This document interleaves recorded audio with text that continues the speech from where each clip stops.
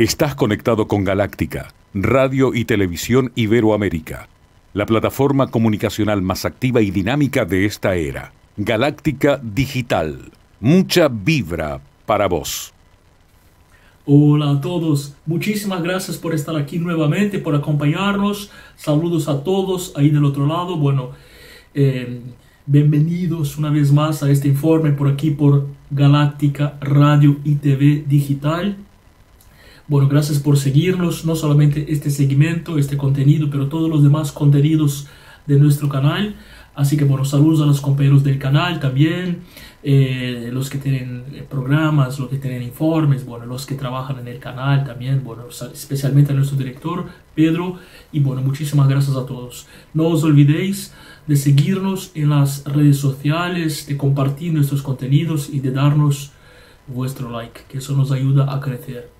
Bueno, vamos a seguir entonces hoy con un informe bastante amplio, porque bueno, vamos a trabajar sobre especulaciones, sobre previsiones, sobre imaginación. No estamos en un terreno demasiado comprensible, ¿no? La pregunta que se plantea aquí es la siguiente. ¿Estados Unidos y China es una nueva guerra fría? Bueno, entonces vamos a intentar comprender eso. Es muy difícil, muy complejo, pero vamos a intentar comprender, vamos a intentar analizar qué está pasando exactamente, ¿no?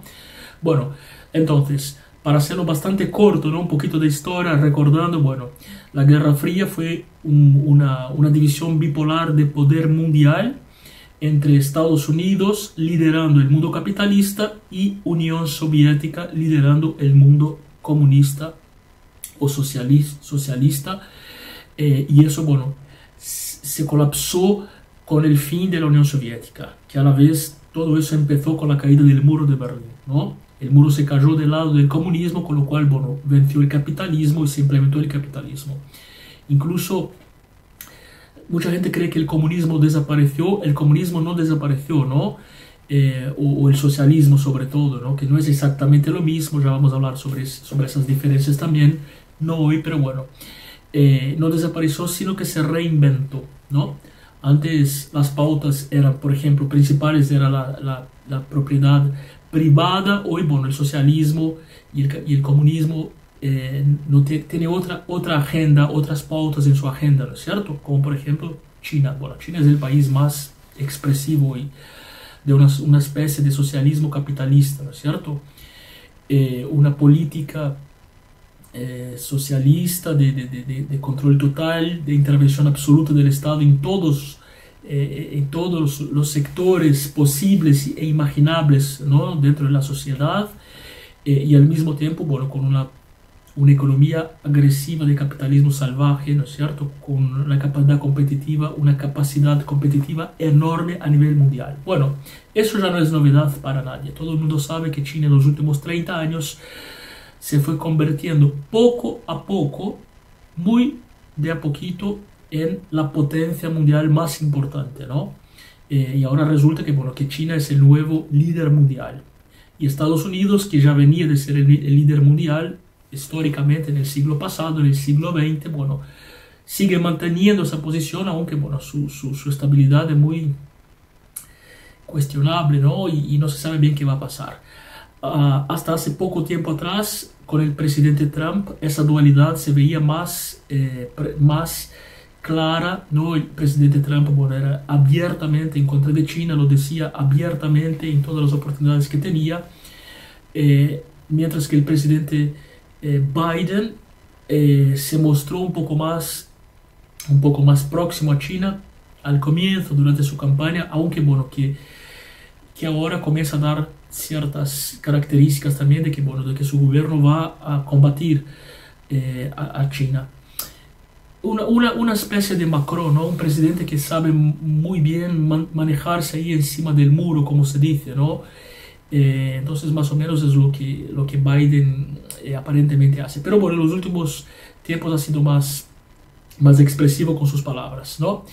Hace un par de años también se intentó una asociación que no funcionó muy bien, una especie de asociación militar al estilo OTAN entre algunos países, entre ellos Estados Unidos, India, Australia, para poder precisamente combater China, ¿no? El crecimiento de China es tan absurdo, es tan geométrico, es tan exponencial, que si sigue así probablemente será la nueva potencia mundial y tendrá una capacidad de control mundial como jamás se ha visto, ¿no? O en grandes imperios que han existido en el pasado, ¿no? Eso es algo inminente, es algo que ya se ve. El poder de China creció en todos los rubros posibles, ¿no? A nivel comercial, a nivel militar, a nivel político, geopolítico, geográfico. China tiene, estratégicamente está bien posicionado, tiene tierras en muchos países del mundo, tiene tratados con muchos países, tiene un comercio, hay muchos países que dependen de China para su comercio. Tienen acuerdos, bueno, tiene un posicionamiento que es absolutamente sin precedentes en la historia mundial. Y bueno, y en ese contexto, ¿qué rol juega Estados Unidos? Evidentemente que Estados Unidos, bueno, tiene su poder amenazado, ¿no? El poder de China es tan grande que solamente una coalición internacional podría ser capaz de frenar al crecimiento de China. Pero yo siempre digo que somos todos, Occidente, somos todos conniventes con el crecimiento de China, ¿no? Cada vez que compramos un electrónico made in China, estamos legitimando, estamos sponsorizando el crecimiento de China, ¿no? Porque ese mismo aparato digital, por ejemplo, que en China su producción cuesta $1, por ejemplo, bueno, en Europa o en Estados Unidos o en cualquier otro país costaría $10, por ejemplo. Entonces somos todos un poco conniventes con ese crecimiento de cierta forma. Incluso Occidente ha ayudado también a crecer a China en los últimos 20 años, si analizamos, ¿no? Porque, bueno, todo tiene causas también históricas, no es que apareció de la nada. China venía tranquilita con un perfil bajo, ¿no? E internamente se ajustó, mantuvo su moneda bajo control, con lo cual exportar en China es muy conveniente. Los países importan y eso tienen, bueno, sueldos muy bajos, tienen un control, bueno, es una dictadura, ¿no? Dicho sin ningún tipo de rodeos ni vueltas, es una dictadura en todos los sentidos de la palabra, ¿no? Control de la producción, control de la economía, control absoluto de la economía, control poblacional, control de la información, censura, y por ahí va, ¿no? Y represiones, etc. Después, bueno, estamos viviendo una pandemia mundial, que ya llevamos casi 2 años, ¿no? Dentro de pocos meses vamos a cumplir 2 años ya en ese contexto pandémico. Y bueno, y China es un país que ha crecido muchísimo. Y cuando hablo de crecimiento, no hablo solamente de las medidas de crecimiento más obvias, como el Producto Bruto Interno, no hablo solamente de esos valores más explícitos, hablo de más a nivel estructural, ¿no? A nivel inversión, a nivel, porque bueno, la dependencia de China se ha aumentado, ¿no? Las empresas se han posicionado, bueno, y en realidad cuando hay momentos de pandemia, momentos de guerra, momentos de revolución, o sea, ante cualquier movimiento bruto, ¿no? Que sucede en el mundo, agresivo, por lo general se observa una aceleración de aquellos movimientos que ya existían. Es decir, todo lo que estamos verificando en ese momento, ¿no? La digitalización excesiva, el teletrabajo, ese globalismo, no confundir con globalización, el globalismo, ¿no? Empresas y asociaciones controlando, teniendo injerencia sobre estados, todo eso ya era algo que venía desde antes, ¿no? Y parece que China vino para quedarse, ¿no? Hace 20, 30 años atrás, el país que tenía esa posibilidad era Japón, bueno, eran los países asiáticos que tenían esa. A China nadie le daba mucha importancia, eso es un hecho, ¿eh? China tuvo un crecimiento muy discreto, ¿no? Muy discreto y muy disciplinado también, muy disciplinado, y por supuesto con una dictadura, ¿no es cierto? Bueno, al paso que el mundo, bueno, en Occidente, bueno, el neoliberalismo se impuso en los años 90, en los años 2000, bueno, 2010, bueno, y ahora aparentemente, bueno, esa pandemia ha dado un golpe frontal y ha nocauteado al liberalismo o al neoliberalismo, como lo llaman algunos, ¿no? El liberalismo económico no conservador en el sentido clásico de la palabra, ¿no es cierto? Sobre todo dentro del económico.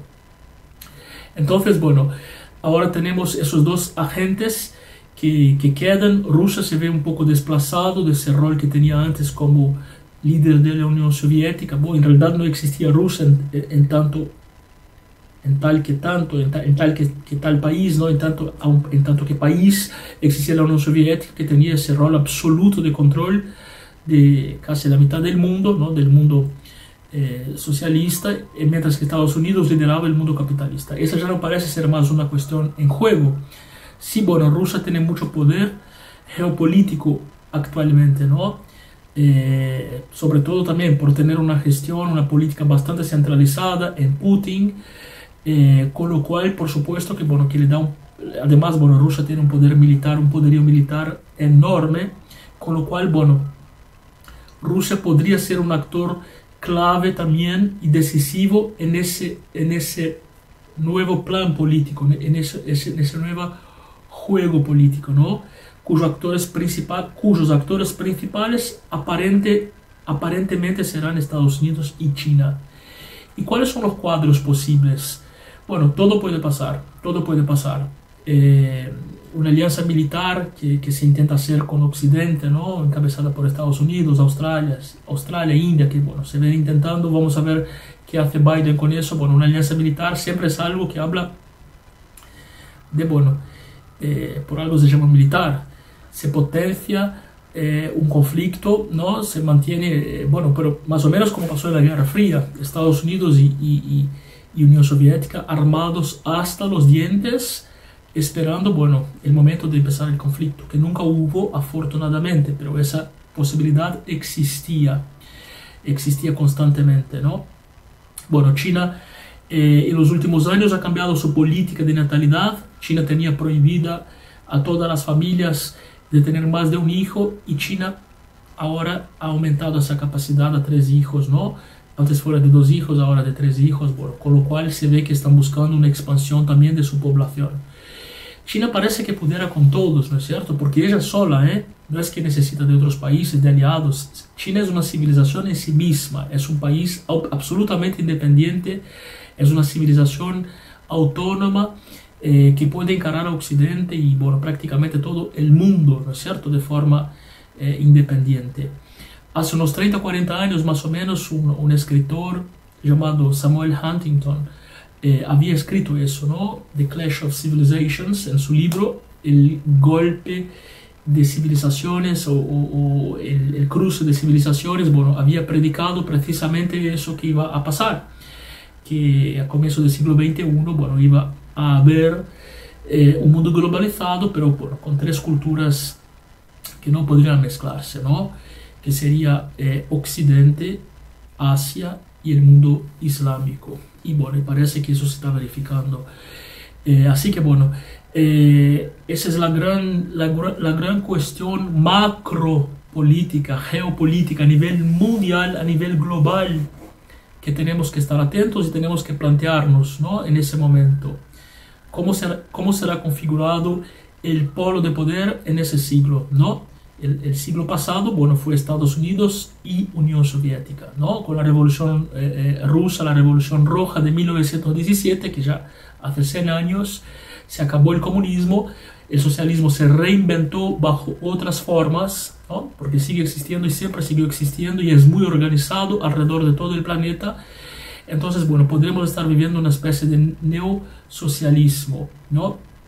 Bueno, esa disputa entre Estados Unidos y China es inminente. Entonces bastaría ver qué tipo de juego van a jugar y qué lugar nos tocaría vivir, y, bueno, qué países quedarían al lado de Estados Unidos y qué países quedarían al lado de China o bajo la dominación de, en todos casos, ¿no? Cómo quedaría configurado el mundo a partir de ahora. Pero indudablemente una nueva Guerra Fría está por empezar. Generamos contenidos artísticos y periodismo de vanguardia para que sepas lo que realmente pasa. Galáctica, Radio y Televisión Iberoamérica. Venos y escuchanos en todo el planeta Tierra.